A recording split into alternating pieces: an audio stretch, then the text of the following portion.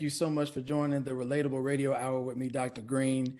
I am definitely looking forward to tonight's topic, and I hope that you are as well.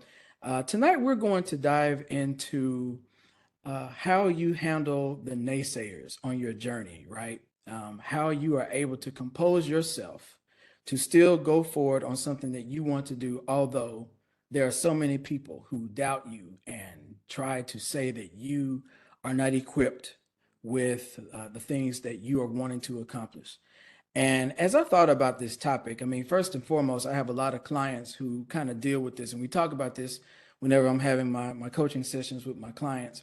It could be family members, it can be close friends that you thought were friends, or just people that don't even know you that kind of subject this type of thinking into your brain, into your livelihood.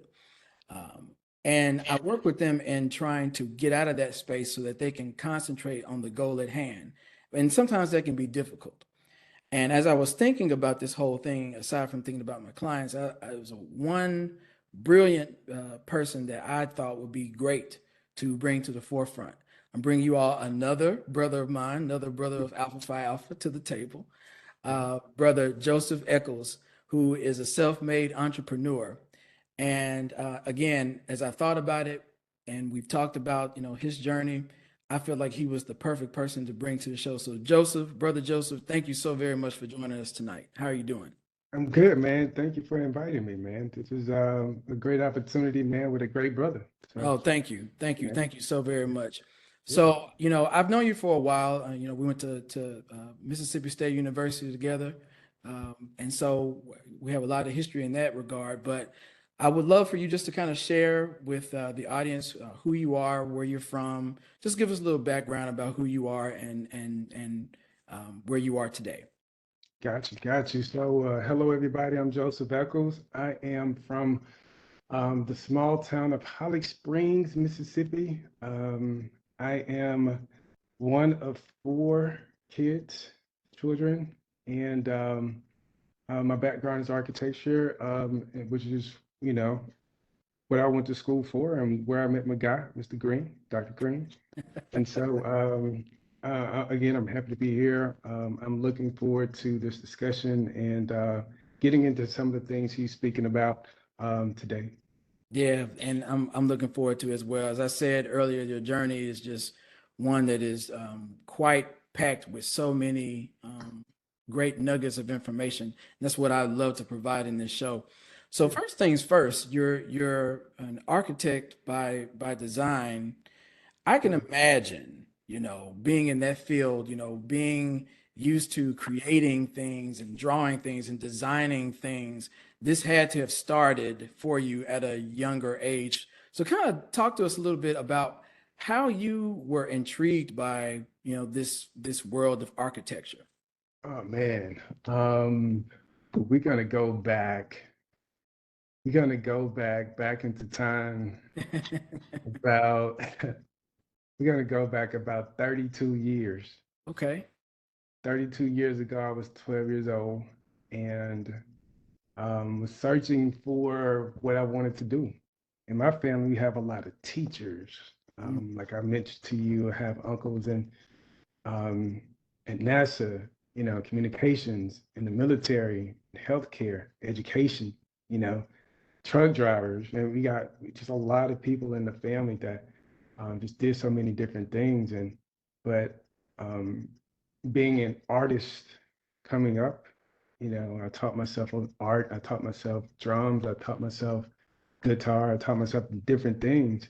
But I always enjoyed like math and science classes as well. They was like easy for me. Algebra, trig, all of that stuff was like a breeze for me. And didn't know any architects, none in my family, not one, right? Everybody was in those fields I was telling you about. Or it was other blue collar jobs, you know what I mean? Mhm. Yeah. And did not want to be a doctor or any of it. You go to school, you go to church, and everybody wants to tapping you on your shoulders what you're gonna do with your life. Yes.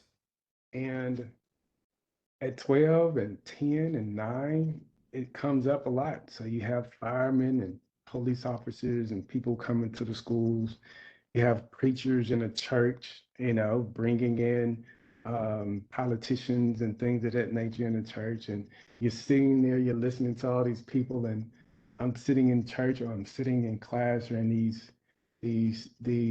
gatherings in school and thinking like nobody has an idea what's in my brain.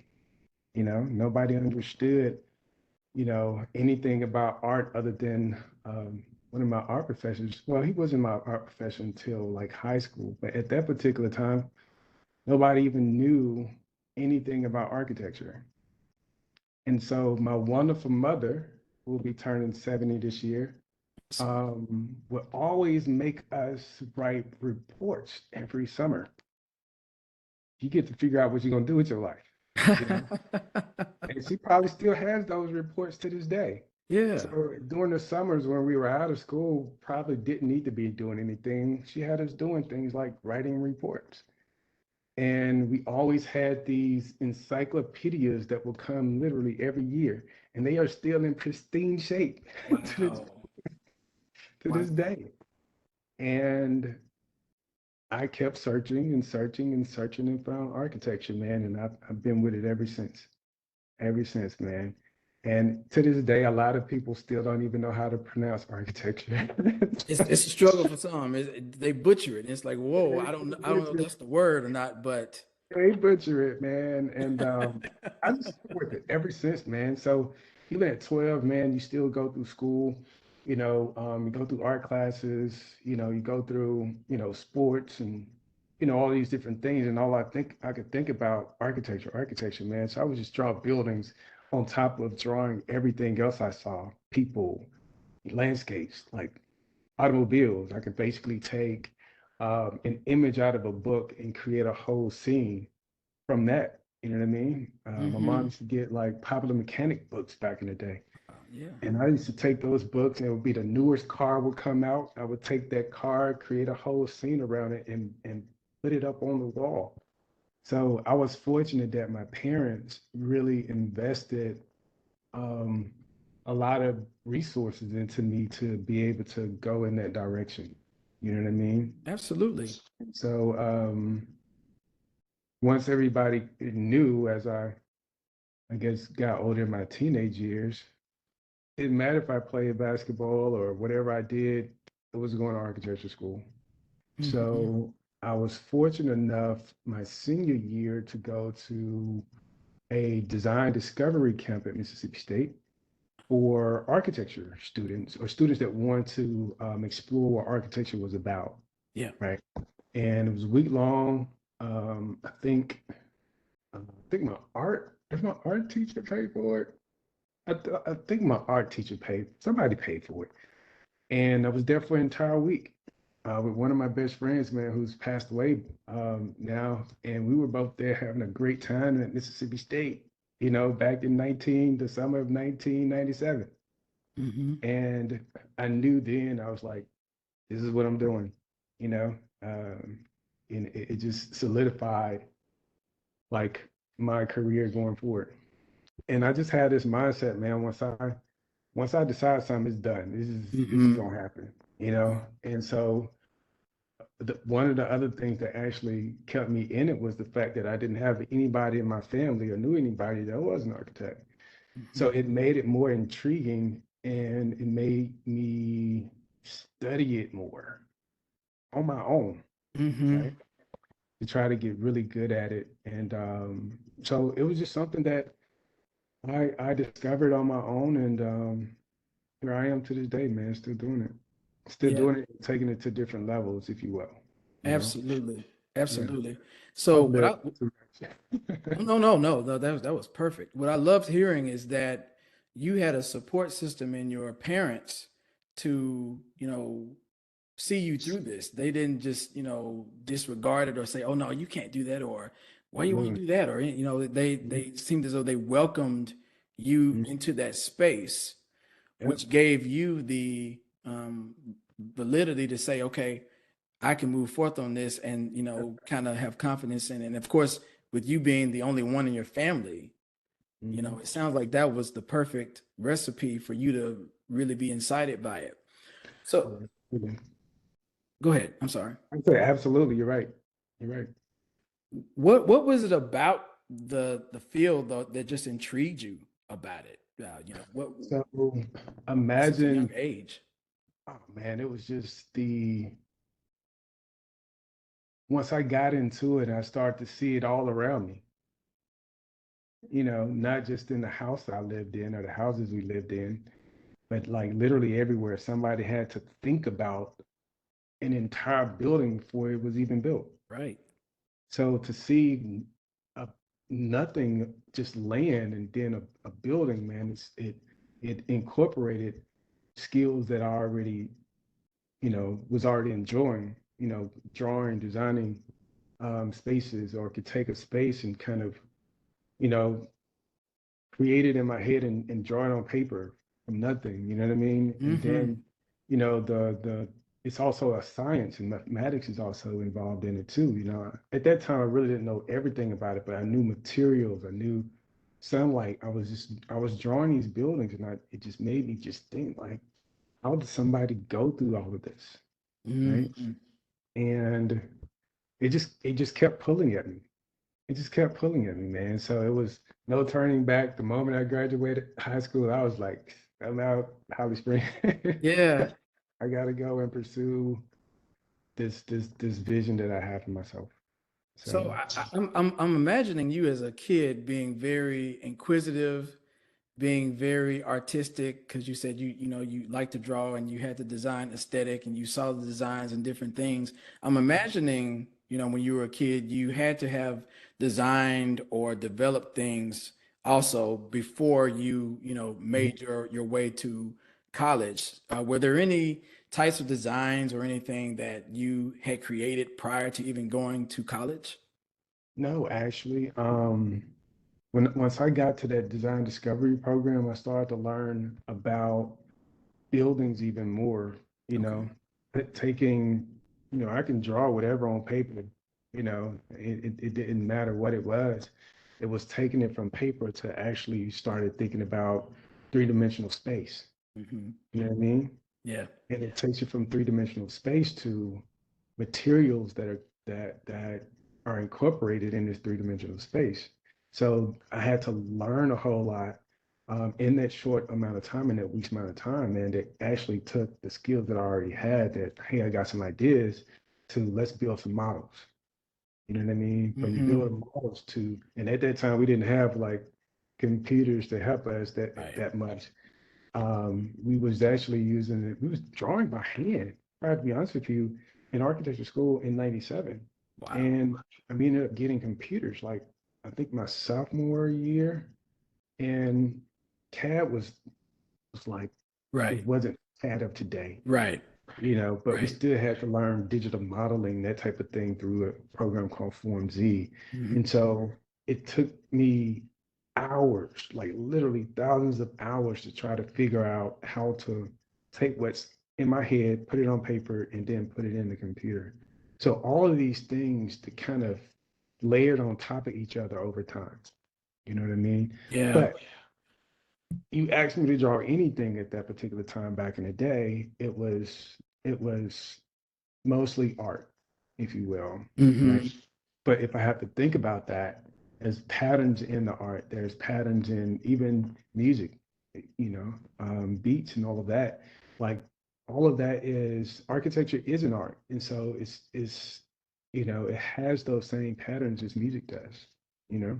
Oh, And it's very harmonious. Yes. yeah, it very, very, it really is. And so it's just this dance, if you will, of skills, understanding, um, um, open-mindedness to learning, paying attention to what's happening with people as they even interact with space.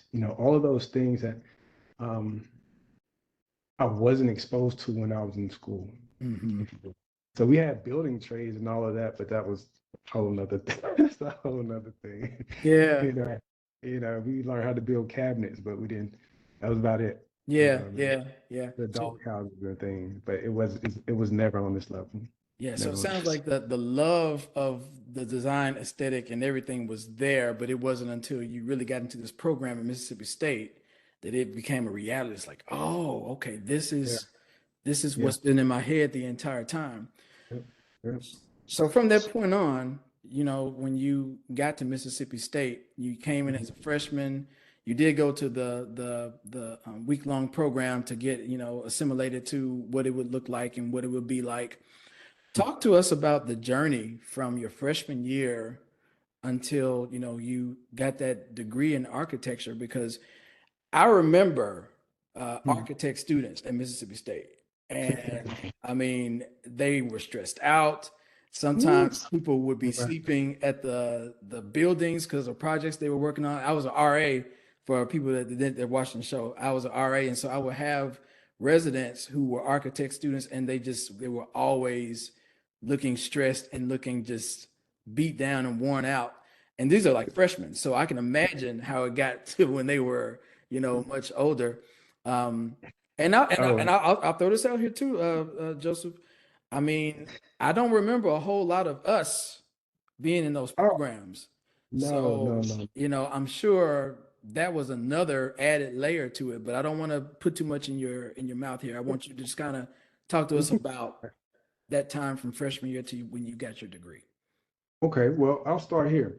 I was shocked when I first got into that program that summer, and then even more I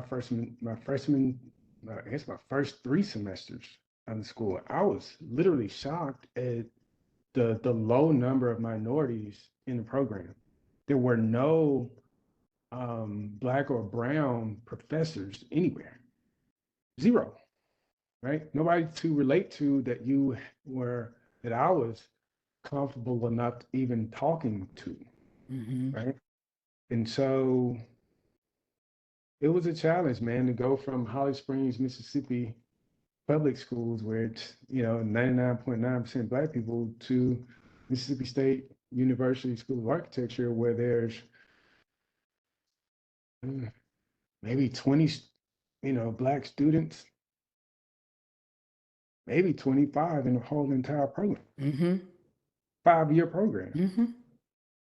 You know what I mean? And then it would, people would each semester, each year, students, especially black students, would there will be a reduction in numbers every year because it was just so challenging of a program.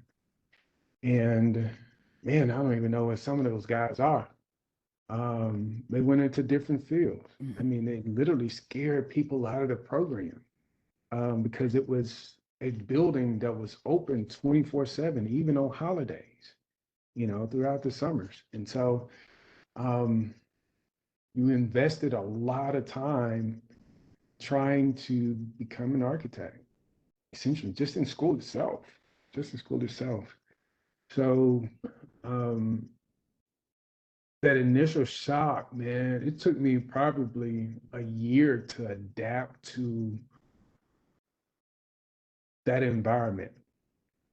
Mm-hmm. You know, it was more of a personal journey versus just doing the classwork. The Mm-hmm. classwork was mostly easy once you get into the studios, which is a more subjective type of environment. You just can't, take an exam and you get your grade. You can't do that in studio. Studio's a 4-hour course, uh, Monday, Wednesdays, and Fridays, and 6 credit hour course. So if you did well, you did well. You know, if you did, mediocre, got a C or a B, it was okay, but that C hurt you. The D Mm-hmm. hurt you really bad because all your other courses are 3 credit hours, so you really have to focus, man.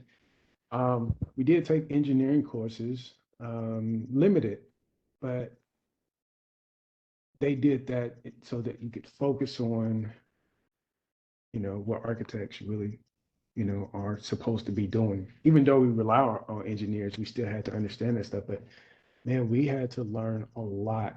And a lot of times I felt alone, even though I had, a handful of brothers and, other minorities around. Um, it was almost um, independent work, you know. A lot of it was independent work. That's why the building was open so much, because you had to go in and dig so much into yourself and try to bring out your creativity based on the parameters of the assignment, you Mm-hmm. know? And so once I got that down, my drawing skills really helped at that time because again, we weren't on computers. Right. Um, but you also still had to deal with those racial challenges, if you will, Mm-hmm. you know, and um, it added to the stress of it. It really did. And there was one professor, Dr. Michael Fazio. That's the gentleman that actually got me into the school. Dr. Fazio was, man, I can't remember how he was when he passed away, but Dr. Fazio passed away uh, and just a few years ago. Just a few years ago. Man, that dude was so smart, man. Um, he was one of the original people that started the program 50 years ago. Mm-hmm. 50 years ago. And by the way, we are celebrating 50 years at the School of Architecture in a few weeks. That guy got me into the program, you know, and anytime I had any issues, he was a history professor as well. And I can go to Dr. Fazio and he just tell me what to do, where to go, find the information. So if he was in the library, I was in the library, you know. And in order to learn what architecture really, really was, I understood that I had to do a whole lot of self-study. And the resources I had before was not like this. Everybody went to the library, the main library on campus. We had our own library in the building. And so I took it upon myself to get a job in the library so I could always be around the information. Wow. And that, man, really, really, really helped me um, learn more about what architecture is. It was so many um, works from students. You have to do a thesis your fifth year. Right. So you can pull books from other students and see what they were doing. You could pull books from, great architects from the past, current times at that particular time, and you can kind of study their patterns, just like the music. You can study their patterns and see what they did, learn the styles. And man, that just kept me around it a lot, Mm-hmm. you know. And so I thought that would help take away from thoughts of what I had to deal with the students and professors that I knew didn't like me a whole lot, you know. Was There were professors that I believe was really trying to um, um, scare me away from being in this field. So, but like I said, when I'm locked in on something, bro, I'm locked in. Right. I'm gonna find a way around it. I'm gonna find a way through it, over it, under it, whatever I need to do, and I'm gonna do it in my own way. Um, but it was a real challenge, though, man. One of the biggest ones was learning how to present myself publicly, right? So we do what's called reviews. We used to call them crits, but they're soft now, so they call them reviews for the students that are having a little bit of harder time they had a hard time adapting to how things were, so they make it a little bit easier if I had to be honest with you. And I had to be careful because, people might see this and think I'm saying something about them. Right. But it's called reviews now, where the first, second, third, fourth, and fifth year students have to present their projects to their peers and to other architects for a grade, right? And so you go through this class, this particular semester, in this one class, like I said, there's 4 hours, three days a week, creating your project, whether it's, an individual project or a group project, what have you, you still have to present your work to literally anybody that walks into the room, Wow. anybody. And architects come from across seas, all over the country. Students are in there. And I swear I had no idea how to do that. Wow. Now, I will say my mom used to she used to force me to get up in the church and and read scripture. And I used to fumble over the words because I was so nervous. Yeah. You know, you get up in the choir, you're singing, and if you have to do a small verse on your own, it's voice cracking. I didn't like any of that. Yeah. Or before the church started, had to open up the church with a hymn. Like, Mom, what you doing this to me for? Just I never knew it, but she always had me on a program for something, and she would only tell me right before we go into church. Oh, wow. Yeah. So, she knew something. She knew something at that time, I believe. I couldn't stand my mom because she always would get me. Like, she would get me every time. I think I'm gonna be good, and next thing I know, I'm on a program. I'm like, Yeah. where Yeah. this come Yeah. from? Yeah. Right? Yeah. And I'm like, man, she don't. And I was really upset because I got three other siblings, man. And I'm like, where they name at, mom? Right. Where they? Where are they? But she understood something that I really didn't see at that time. Um, because I was crazy talented, man. I can, you know, do whatever I put my mind to. You know what I mean? And so, man, those first few times I had to do the reviews, I used to crack. My voice used to crack. I mean, I used to lose where I was, my points and things, man, because I've never had to do that before. It was like brand new, and they don't teach you how to do those things. You know what I mean? So you got this, it's just like at church, you got this audience you're speaking to, but the difference is you're speaking to them about your own personal thoughts and your creativity and what you're feeling in your projects and your spaces. It really took took some time to learn Mhm. how to do that with nobody showing you. You have to be in these spaces and learning from the people. We didn't have the YouTubes of today to help us. Right. And so the only way I had to learn was just to go, see how people presented themselves, the architects, the students, the professors. I had to learn that, and it took some time, man. I took my notes, man. I had to stop speaking so much like I was from the country. Uh, what I call the sticks. I had to learn how to enunciate, Mhm. speak clearly. Every word needed to be clear because people need to understand where you're coming from. You Right. got to make them feel a particular thing, when you're presenting your work, you know, and it's tough. To this day, I can go to some reviews. I might go to some in May, no, at the end of April. These students are still struggling with that to this day. Hmm. And you can see the nervousness in these students, and they're like seasoned. They've been in school 3 or 4 years, and Hmm. they're just so nervous because it's almost like you're exposing who you are, Hmm. if you will, right? And they all nicely dressed. I wasn't so nicely dressed back in the day. They all nicely dressed, man. And as soon as they finish, they can have a good review, answer questions really well. But man, after they're done, you can see these students cry.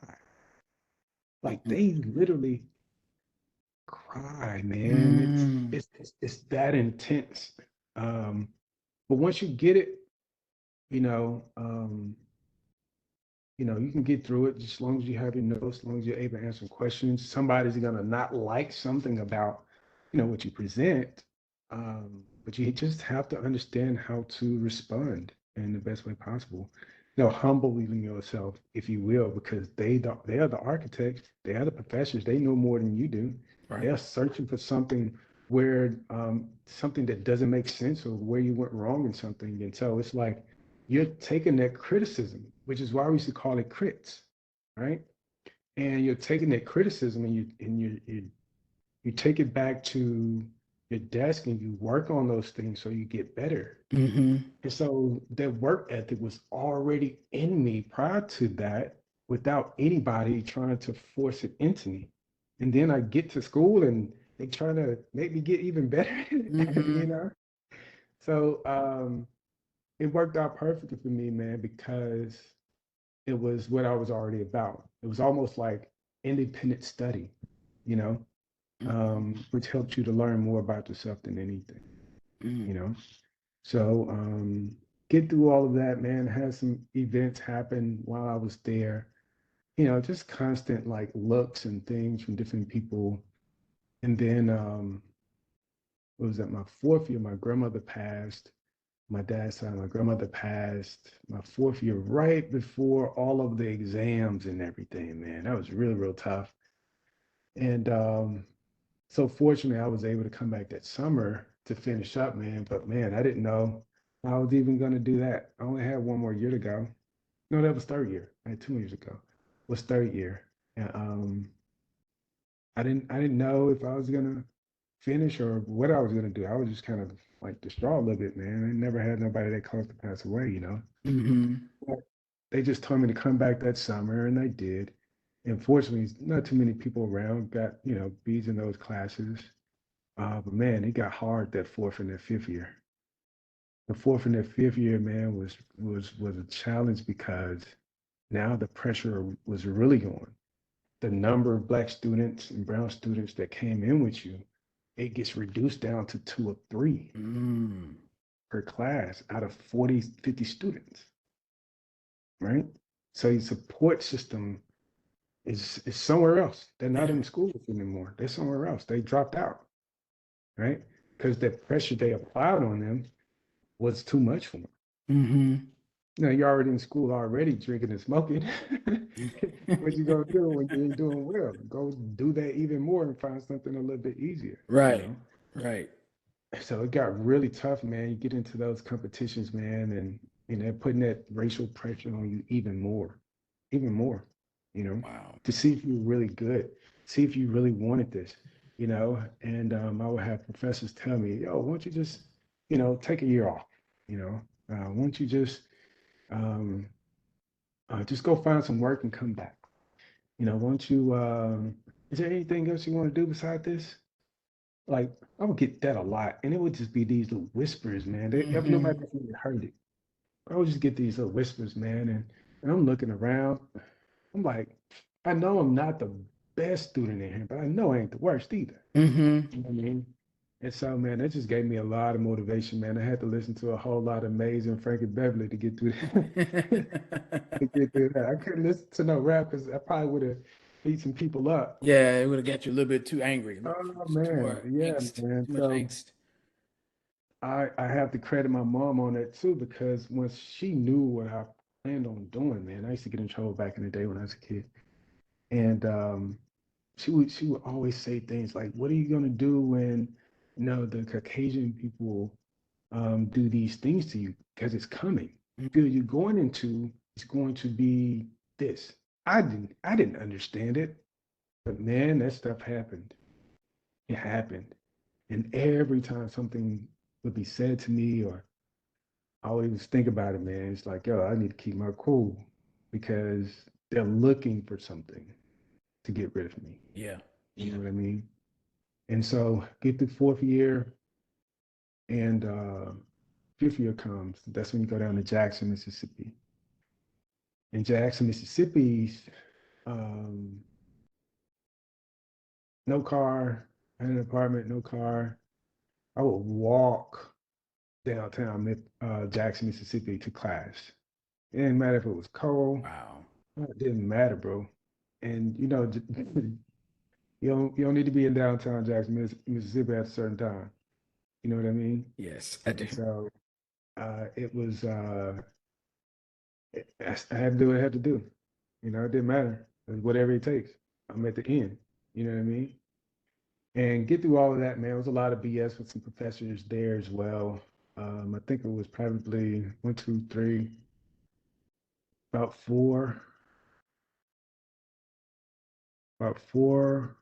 minorities. One, two, three. Yes, I think it was about four of us. And this is where the challenges really, really became hard. We get through the entire semester. Again, I'm walking to class. Anybody picking me up for the most part. Right. And I'm there more than some of our counterparts. Um, it just like some of them just had this, they just made it so easy for them to do anything. And again, you're there to create this thesis work for your thesis book, right? And at this Mhm. time, your course is 9 credit hours instead of 6. Telling the pressure is really on because If you don't do so well, your GPA is screwed. Right, right, right. Whatever you do, your GPA is screwed, right? You can get A's in other courses, but if you get like a C, D, or whatever, it's done. Yeah. You know what I mean? So the pressure was really on, man. And, that spring semester, they raised the pressure on us, and I get through it. Um, it was pretty tough on me in my reviews. Um, but that whole year, man, it was tough on me, man. I would They were so tough on me that I think it was just on purpose, right? Because they would come, especially this one guy, they would be tough, like while I'm presenting a project to everybody, ask all these crazy hard questions. Um, I would answer a lot of them, um, but it was like they was trying to tear me down at Hmm. the same time. But I'm still there, like, 8, 9, 10, 12 hours a day, even on weekends. And this gentleman, after one of those really hard reviews, came to me, pulled me to the side. He was like, "This is one of the best projects in this entire class."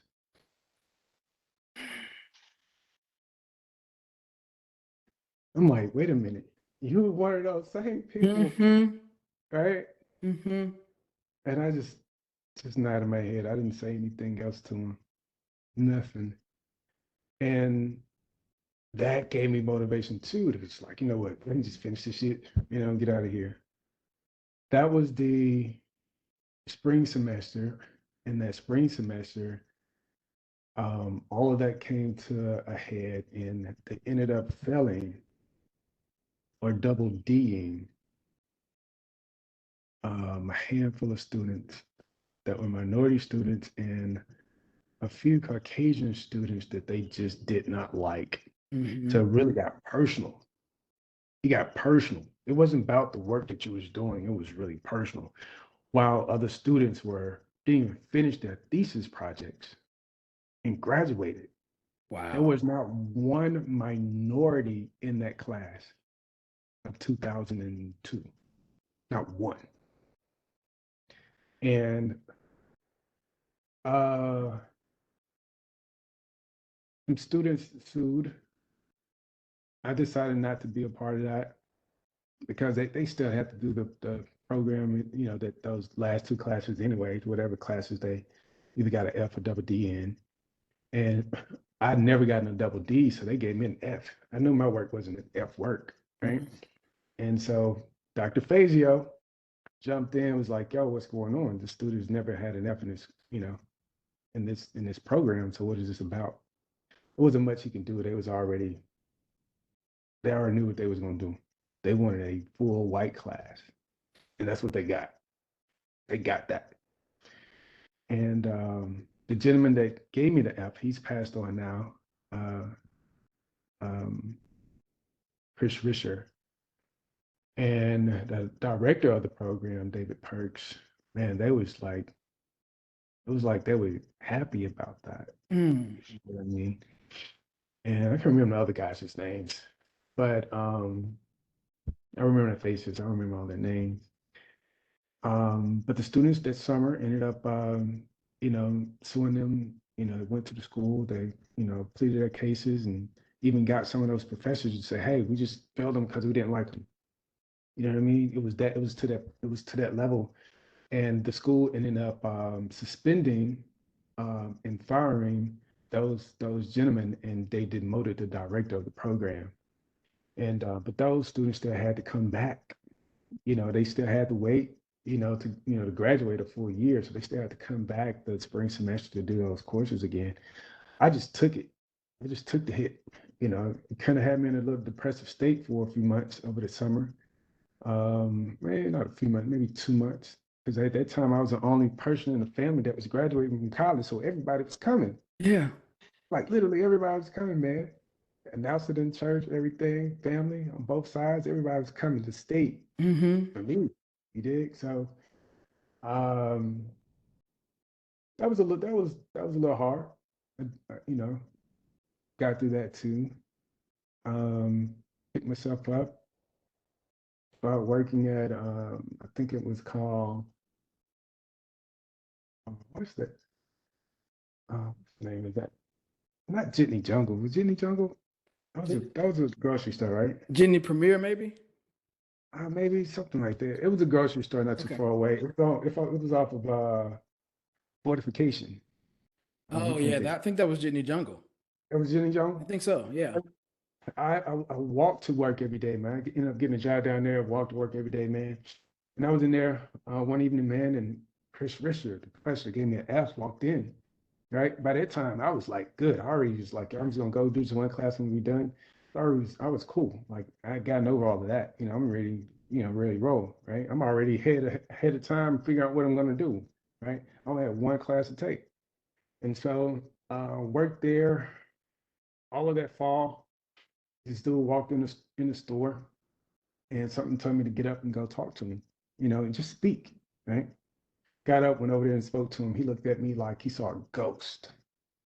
He just like, yo, like he looked at me like I thought we got rid of you. Mm. That's how he looked at me. Mm-hmm. And I don't tell this story a whole lot. I know. But man, that gave me that motivation, man, to get out here and kill it.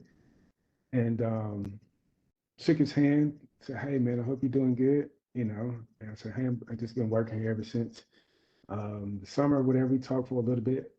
I went back over to my seat. I was on lunch break at that time, and I felt good about myself, man. You know what I mean? That I was able to do that. And so when spring semester came, went in there and knocked it out. And I think I got a B. I got a B for that one last course. Should have gotten an A, but it is what it is. Yeah.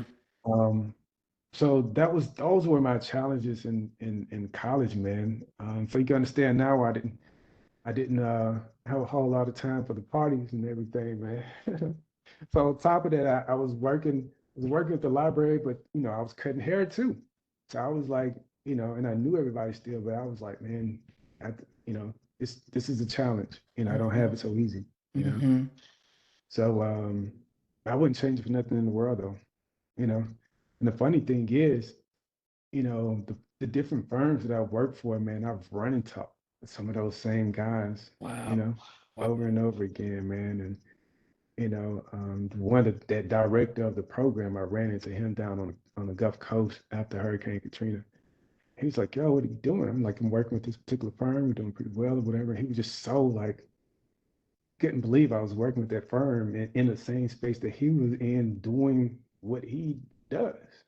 Like he was like flabbergasted, man. He was like, he couldn't even believe that I was able to get to that point to where I'm sitting in a room of politicians and professionals and presenting, you know, um, designs that I've worked on for a particular city.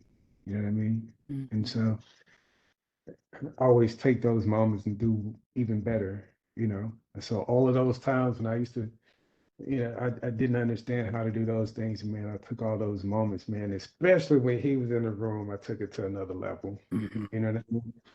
And so the interesting part of it all um, was the journey through all of that. Y'all didn't know any of that was happening. I really didn't show it, you know. Mm-hmm. I just internalized it and just used that energy to um, get through each other challenges, Yeah.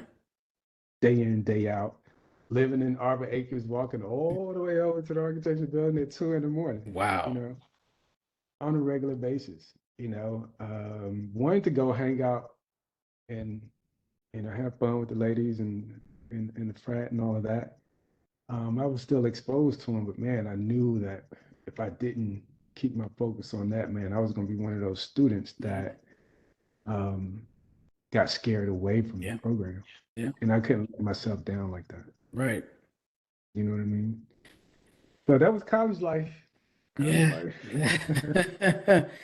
And I mean, I think that, anyone that's hearing this, and you've shared a good bit of this with me, anyone that's hearing that for the first time can automatically see how those challenges could really make somebody stop going towards Oh, something they want to do.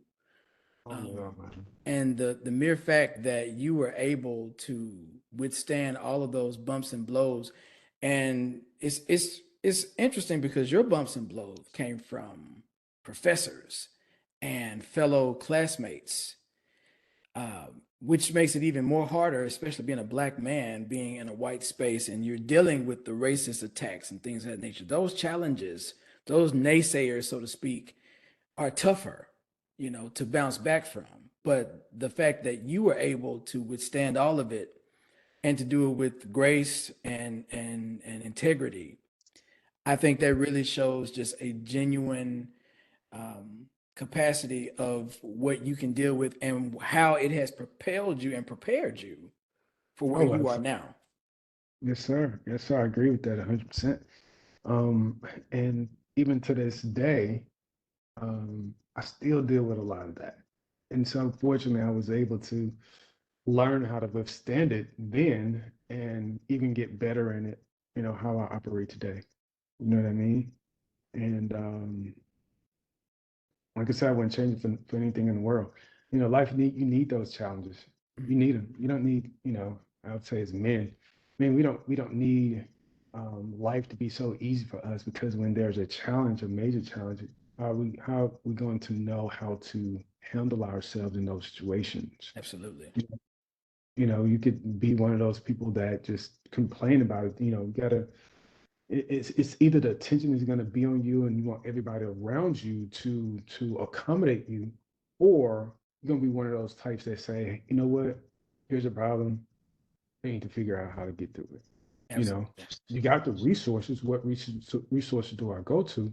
Or you dig internally and just kind of observe things and find your way through it. So Absolutely. that's if anything, that's the biggest lesson in it all. What are you really made of? Mm, What are you really made of? Show yourself what you're really made of. absolutely. You, Yeah. you've So you've proven it time and time again. And we've talked about, how, you started in the architectural world and you've been able to capitalize on that in several different ways currently in your career path now. So yeah, just talk to us a little bit now on how you've taken that architecture to the next level for yourself. man, listen, I have not worked for a firm for 14, February 14 years. Wow. And it's been challenging, man. Working for those firms were great, right? 100-hour weeks, 100+ hour weeks, you still having to prove yourself in those spaces. But there are these limitations too, for me personally, to that field, depending on what region of the country you're working for, what type of clients the employee actually take on. Um, but realized working with them that I was limiting myself to just the work that they was providing me. I Right. understood that I had a whole lot more to offer the world. Um, and I think I may have shared this with you that summer of 2002 when I was going through that depressive state. And it's funny, man. It's funny. I hear people talk about this, especially now, now that we have the YouTubes of the world, is man, finding your purpose at your lowest spot. Hmm. You know what I mean? And so it was that summer when I discovered development, real estate development, right? And I knew going into this field that, hey, I need to go work for an architect for so many years, get some of the credit. It's just this whole program to become a licensed architect, taking exams, but it's kind of an apprenticeship, if you will, going through all of that or what have you. But then you work with these firms, you can either go out on your own or you can just work for a firm for the rest of your life, you know. And that's limited because their name is on the firm. Mm-hmm. You know what I mean? And coming from the household that I came from, my parents owned the trucking business, right? Whenever I was in college and in high school, when I was home from college, we helped, you know, get loads, you know, send facts, you know, whatever, in order to keep the business going because that helped to pay for some of our college tuitions. You know what I mean? Mm-hmm. And so if you wanted, you had to work for it, you know. Mm-hmm. Um, Now that I wouldn't change either. Um, be- but because I knew that, and I had this desire to be my own person, right? To have my own company, um, and to have control over the process of building what I envisioned, I knew that I needed to search for how to do it. And so I had a lot of times on my hand to dig and study. So I would go to different libraries, what have you. My uncle sent me Think and Grow Rich. That was the first time I've ever like even was exposed to that type of information, right? In 2010. I'm working also on like my portfolio. You know, I'm still keeping myself engaged. And man, I looked up and found real estate development and I studied it and I saw what people would do. And I realized those were the people that actually make all of this stuff happen. Mm-hmm. And I realized that architects, even though they're amazing at what they do and what we do, the people that there are people that can manipulate all of that at the top. And so man, I just studied it, man. I was like, all right, I'm gonna combine architecture with development. That's what I'm gonna do. Before I even graduated, Mm. nobody in our program, the program doesn't even offer any type of programs like that combination of things. Yeah. But I knew that's what I was gonna do at some point. And so yeah, man, I was focused.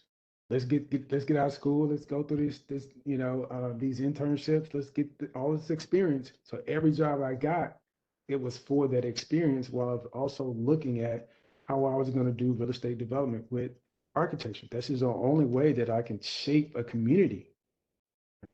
A lot of students get out and get in architecture because they come from these areas that really need a whole lot of help. And they think they're going to these firms, and these firms are going to help them change their communities.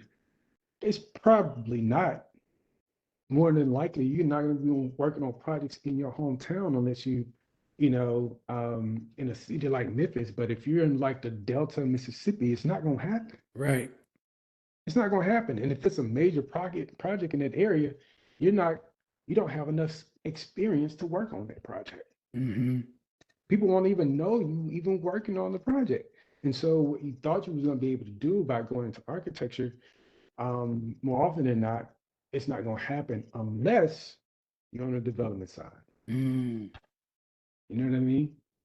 Um, and that is where I focus my attention, man, through all of it, all of it. Mm. I would go back up to the offices where I worked on a weekend when nobody was there, just to find more information, find schools, like to study it, and that's what I did, man.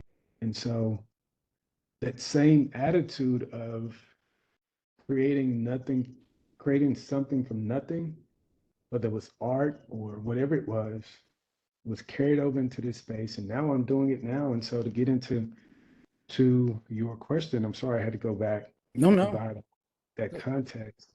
But that's where it started. And so now, some years ago, I decided to um, not pursue architecture, you know, um, full time.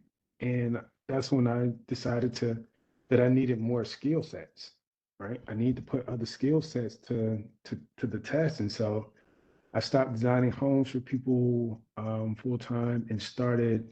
I oversaw my first construction project for a school district, And man, that gave me so much information, so much information. First project, I went after and I got it. I could get into that story. Sometimes it's our own people. Mm, It's our own people mm-hmm. that are against you as well. Mm-hmm. Some of them are more often than not, it's more the brothers than the women, Mm, mm. especially if they're, in the fourth quarter of their lives, Oh, the wow. third or fourth quarter of their lives. And when they see somebody young, much Mm-hmm. younger than them, Yeah. trying to do something they could never imagine doing, they say things like, you know, I don't think we got the money to pay you. Mm, Or they'll say, you think those white guys are going to listen to you? Or do you think what makes you think you can handle something like this? mm. You too young. We can't do none of this stuff. These are people that are professionals at colleges and universities, on boards, other boards, school boards. And it took me 6 months to just get that project. Wow. I had to basically take my experience, create myself to be some new person, and then present myself to be able to do this work, right? And it took 6 months. Every or six times because I was going to them, getting on the agenda every month to talk to them about what's possible and why they needed me. And Mm, so that gave me a lot of lessons, confidence in myself to be able to be turned down so many times or not heard so many times to then show them what's possible. mm-hmm. And so I decided to walk away that last time, and some things happened behind the scene I wasn't surprised by, but you know, I was getting ready to leave the area and they called me, the board president called me and said, hey, listen, we need you. We need you to do this for these reasons. Whatever your price is your price. And I got in there and I handled the entire project on my own, right? Mm-hmm. On the behalf of the school district. So I had, and I didn't realize what I was doing. I put myself in a position of leadership of not just one or two people now, but an entire community. People twice my age. You know what I Mm-hmm. mean?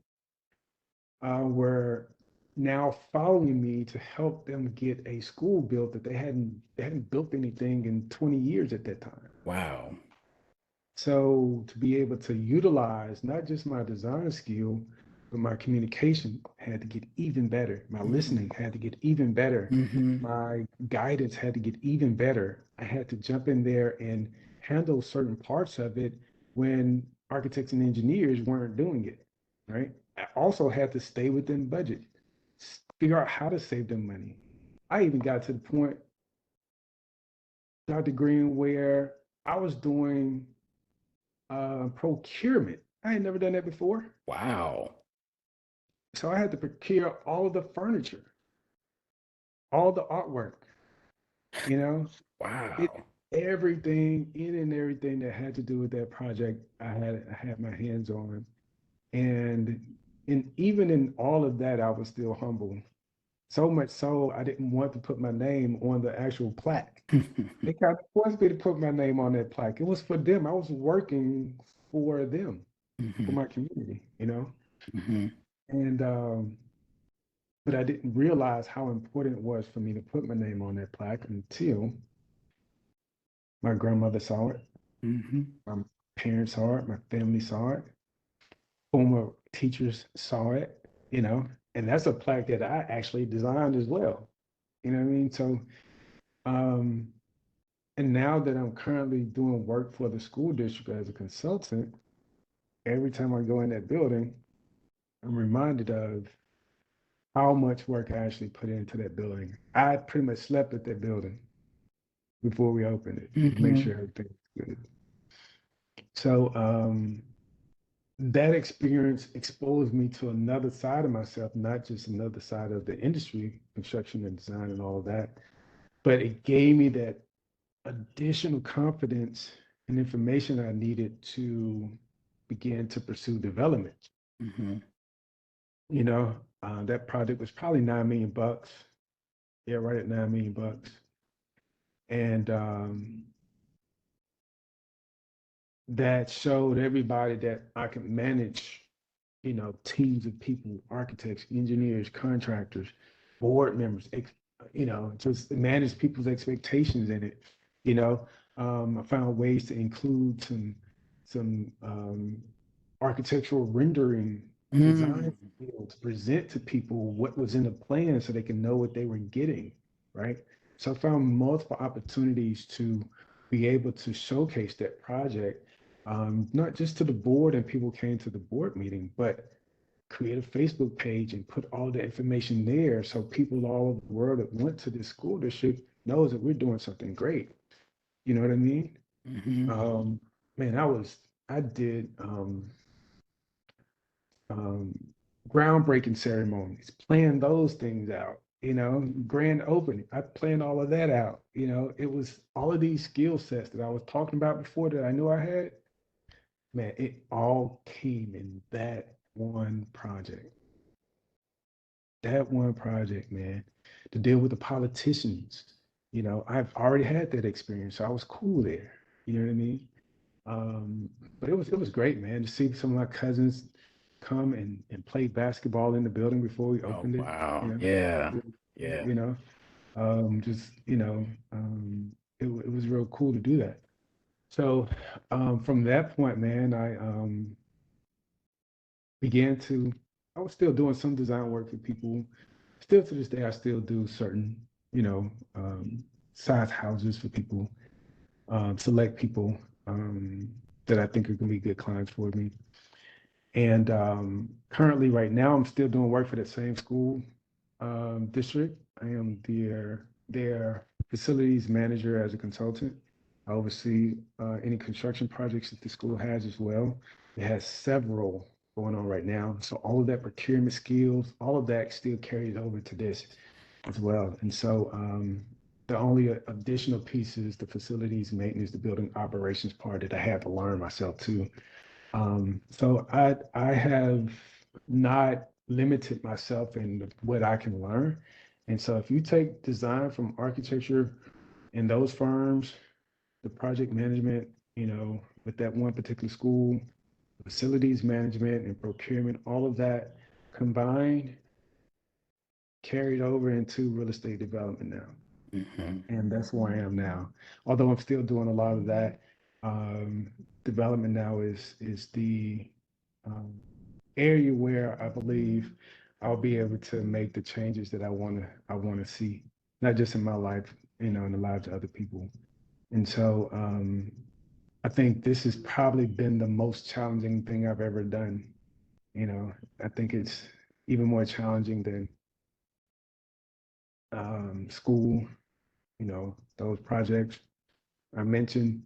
Um, you still get all that racial stuff in development. This is the pinnacle, for construction. When you're in development, and you're a developer and you're the owner, but now I'm a developer and an architect, which is, what I said I would do in 2002. Mm-hmm. And so that has come to fruition now. I've been working on this project in Oxford, Mississippi for, what's this, 2014? Since 2017 or 18, right? I had to teach myself the process. And I recall in 2005, which was right after I graduated in 2003 finally, but in 2005, I was trying to get into a program for architects to develop Mm-hmm. and got rejected there too, Mm. right? So I was San Diego, California. and they wanted me, but they decided to go with a gentleman that was already licensed, and that was fine by me.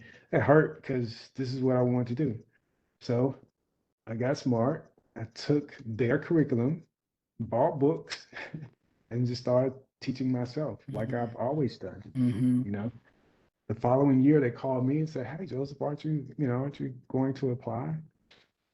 I really wasn't interested at that time, Mm-hmm. applying. I just was already figuring it out. So now, man, I'm just 2.5 months out from finishing my first project, man. And it's a great project. It's 5 condos, um, a block and a half north of Ole Miss's campus, or University of Mississippi, on their campus. And it's already sold out in 90 days, like I mentioned to you before. Amazing. Um, it is an amazing project, and I'm still humble, man, about it, man. But man, there's a lot of work. it's a lot of Yeah. it's a lot of work. Picking my final finishes to I've been doing that this past couple of weeks, and man, it's turning out really nice so far. Um, I'm very humble, man, because again, I had to learn to get out of my own way.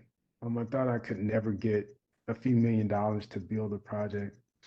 And man, like I had to do the work first.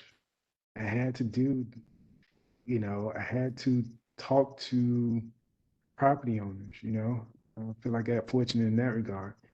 And I had to talk to 6 siblings about the property, you know.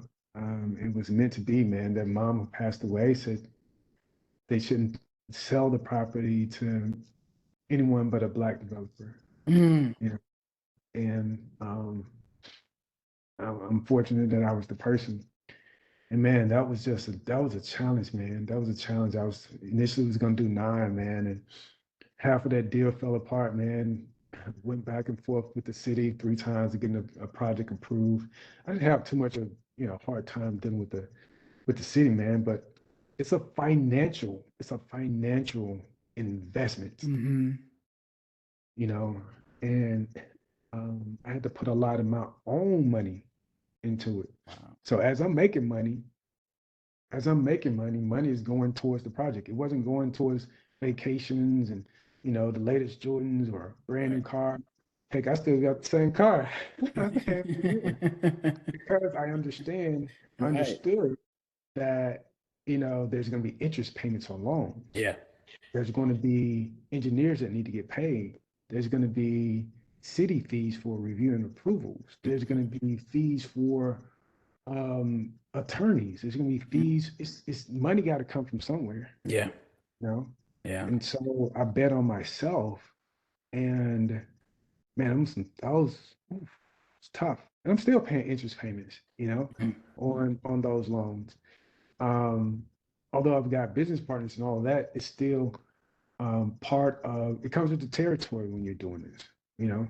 Mhm. So if you want something big, what do you sacrifice for it?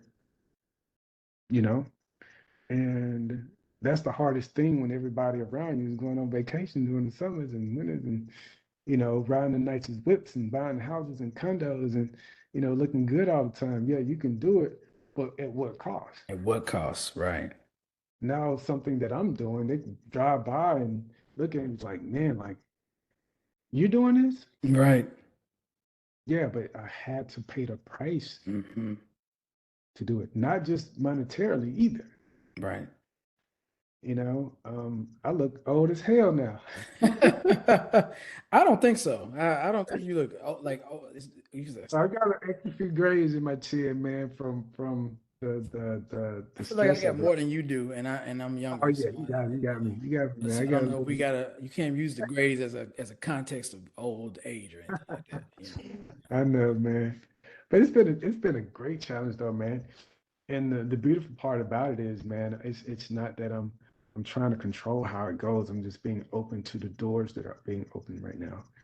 And to go through all that I've gone through, investors that wanted to invest and then pulled out, and then try to go and buy the property, or people that not same skin. Oh, one same skin color as us, a brother, came to me with some shady stuff.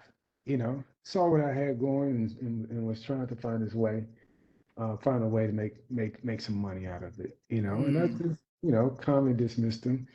Um, um, I'm fortunate to have some people in my corner, man, that really believe in me.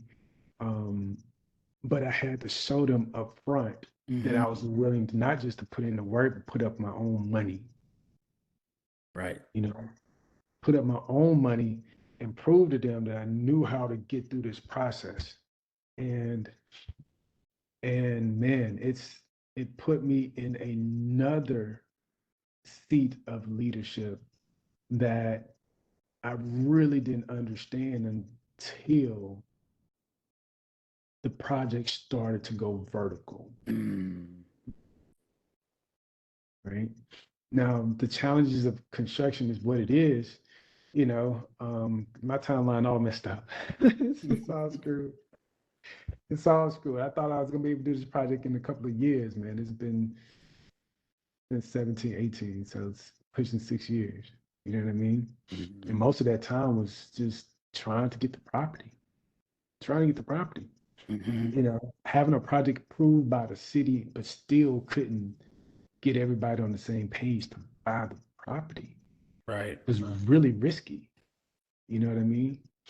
And so I wouldn't change it for nothing in the world, though. You know what I mean? You do. Now that the project is going up, man, I have been trying to buy properties from other people, and they learn that I'm not the same skin color as them, and decide to not sell property. It's what it is. I'm gonna get smart and figure that out too. Hmm. But um, it's a great project, man. I'd love to share some photos with you. Um, I will share the links with you of um, I don't have a website, but the MLS listings online, Zillow, and all of those. Everybody can go and Okay. see the design and um, the construction drawings, not construction drawings, but the construction photos are not on there. You'll just see the renderings of the project that I also did as well. Um, um, you'll see the layout, floor plan, site plan, all of that. But I'll share with you, Dr. Green, the latest images, man. It's pretty much there. They should be finished up brickwork this week, and I had fireplaces installed, Oh, wow. about 5 units today. They're drywalling in 3 of the units. We'll be starting insulation and drywalling, insulation next week in 4 and 5. They get ready to tile uh, in 1 and 2. Um, Man, it's end of May, man. We're gonna be done. We're That's gonna be done. exciting. Yeah, man. That is exciting. It's real cool. So I don't know how anybody couldn't have heard your journey and not seen the blatant persistence and the negativity and naysayers and all of those challenges dealing with racism and still kind of dealing with it now even within our own race. I can't see anyone not walking away from listening to your journey and not seeing that, if you are persistent about something and you want to make good on something, even with the challenges, as hurtful as they can come and be, Yeah, you can yeah, still rise above all of it and get to where you want to be. And not only have you done that, you've yeah. gone further than where you wanted to be over 20, almost 30 years ago. Yep. And I just think that, again, your story is just a true testimony to persistence and just overcoming all of the naysayers and challenges that come our way to try to stop us from getting to where we want to go. So, if there is something that you would advise to someone, just maybe one thing that you would advise somebody that is, dealing with challenges and things that are just really coming upon them to make them stop going towards their journey, what would Hmm. that be? Mm. What would that be?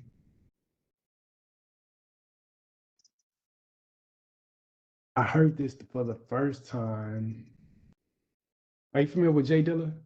Yeah, absolutely. That's one of my favorite producers of all time, man. And Mondu said, "To thine own self be true." You know what I mean? I do. And that requires a whole lot of discipline to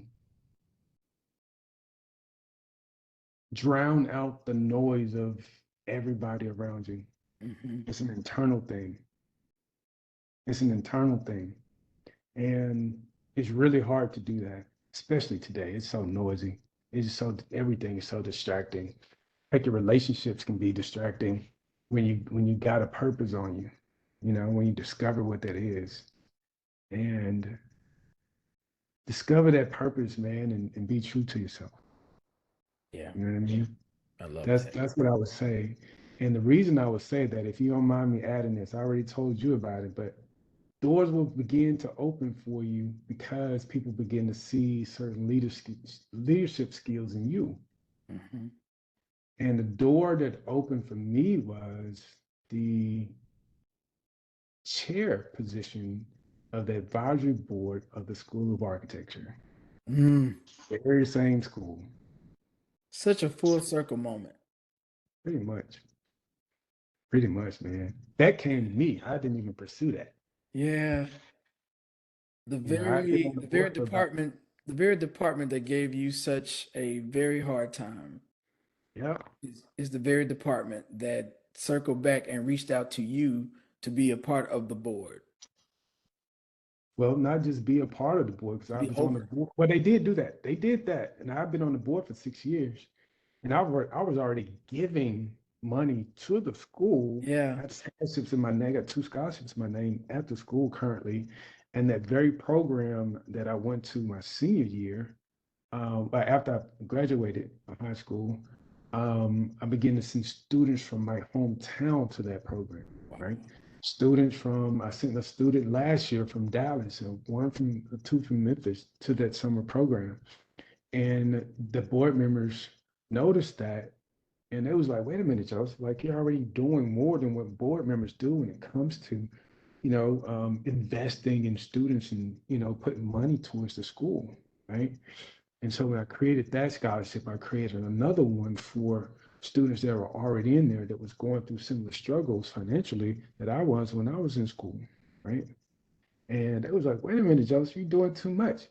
You need to come and get on this board. We need you, right? We need to understand why you're doing this and we need your help. Um, and so I've been on the board 6 years, and just recently, man, I think it was November or so, they asked me to be the chair of that board, right? Amazing. Never a black person has never been, or minority, or a woman that I am aware of has been the chair of the advisory That's board. amazing. Amazing. So I don't take that lightly whatsoever. You know what I mean? Not at all. And you definitely should not. What's one word, if we can sum up everything that you've shared with us today, and you just kind of think about yourself in this moment, what's one word that affirms who you are? This is one word. Just one. Eesh.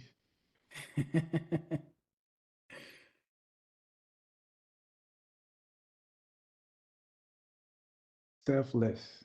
Mm, Selfless, man.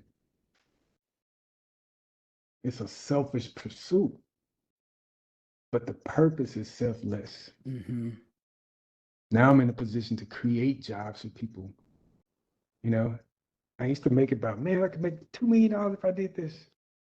And now I can provide 30, 40, 50 jobs mhm, just from my brain to create something from nothing and provide products to people who are searching for them to increase their family's wealth. mhm. You know what I mean? Yeah, And so it's now pulling at me to do more of that.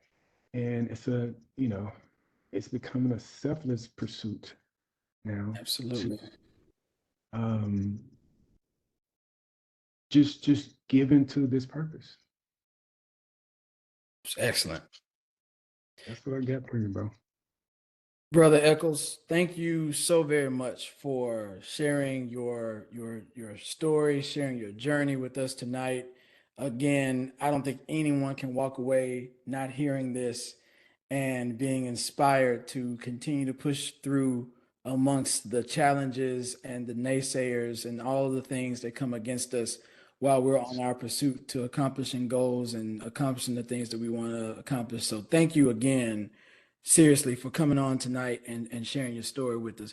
And I just want to say personally, man, thank you so much for sharing not just that, but um, just continuing to push through. And I'm extremely proud of you for doing exactly what you're doing that's gotten you to where you are. So just know that you know that is a very true, very sincere appreciation of you. So thank you again for just being who you are. Man, thank you, man. Just so everybody know, I don't do this for everybody. I know, and I need to. I should have put that at the very beginning. That this is not like a thing that you do often. I mean, No, usually around this time, I'm asking people, okay, how do people follow you on social media? All the things. I know that's not your thing, but maybe just at least share. Well, you share with us how we can see some of your properties and things of that nature. So yeah. um, So we this is can. what I'll say though. So once this project is done, I'll drop it on LinkedIn, Okay. right?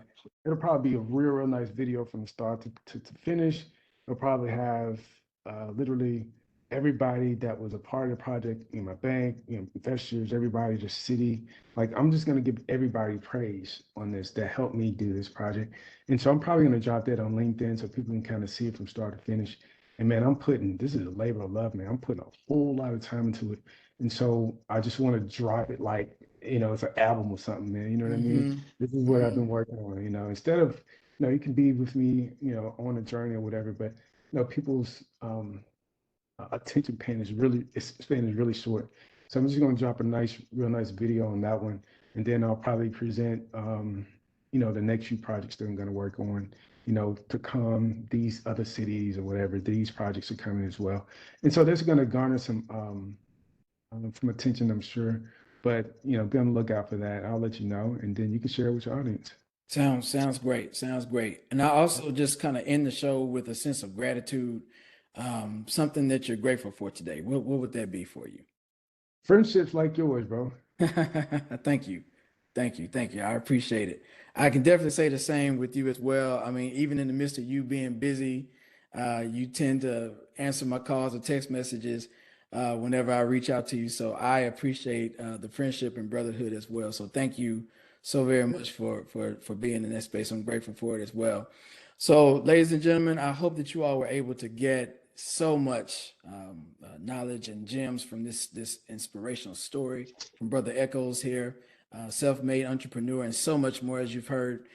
Please tune in next week as we journey through a new topic. And I hope that you have a great rest of the evening. Have a great week. Thank you.